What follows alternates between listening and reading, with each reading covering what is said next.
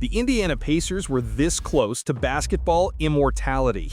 Game 7 of the NBA Finals, Tyrese Haliburton playing the best basketball of his life, and an entire city believing the dream was real. But that dream came crashing down when Haliburton tore his Achilles in the most heartbreaking moment imaginable. Now, as the 2025-26 season begins, the question isn't just when will he return, it's whether the Pacers can survive without him. Haliburton's recovery timeline is brutal. Achilles tears are one of basketball's toughest injuries to bounce back from, and Pacers president Kevin Pritchard has already confirmed he'll miss the entire 2025-26 season. That means no Haliburton until at least October 2026. For a player whose vision, pace, and leadership are the heartbeat of this franchise, that's a devastating blow. This isn't just about missing an all-star, it's about losing the guy who made everything click. His chemistry with Miles Turner, his unselfish playmaking, and that electrifying tempo he brought to every possession. Gone, at least for now. And to make matters worse, Turner's also gone. Suddenly, Indiana has to replace not one, but two foundational pieces from a finals team.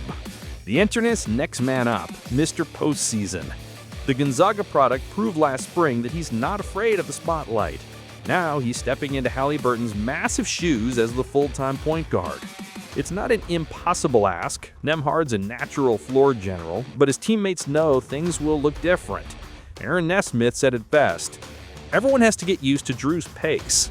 See, Nembhard can run the offense, but he doesn't have Haliburton's gravity. Nobody does. Haliburton's ability to warp defenses, push tempo, and create open shots made Indiana one of the most fun teams to watch. That means the entire system, especially on offense, has to evolve. Defensively, Nembhard's loss from the backcourt's lockdown duties means someone else has to step up. Expect Nesmith and Bennedict Mathurin to take on those tougher matchups, the Donovan Mitchells, the Jaylen Browns, the Jalen Brunsons of the world. But here's the issue. You can't ask Nembhard to be both your lead guard and your best perimeter defender. That's too much load on both ends. Vegas doesn't see much hope either. Did Pacers win projection? Just 38.5. But this team's culture, the chemistry, the grit, the unselfishness, it's what got them to the finals in the first place. And that's what might just keep them afloat.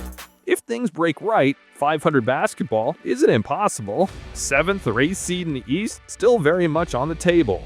For Indiana to hang around, Bennedict Mathurin has to grow up fast. He's been more of a soloist than a symphony player, an ISO-heavy scorer who hunts mismatches and lives at the rim.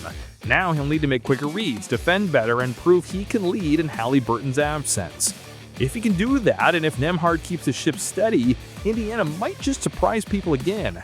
No, they won't have Tyrese this season, but this team's heart, that's still beating strong. The Indiana Pacers are entering uncharted territory, a year without their franchise star. But if we've learned anything from last season, it's that this group doesn't quit. Can they survive without Haliburton? Maybe not at full strength. But can they fight? Absolutely.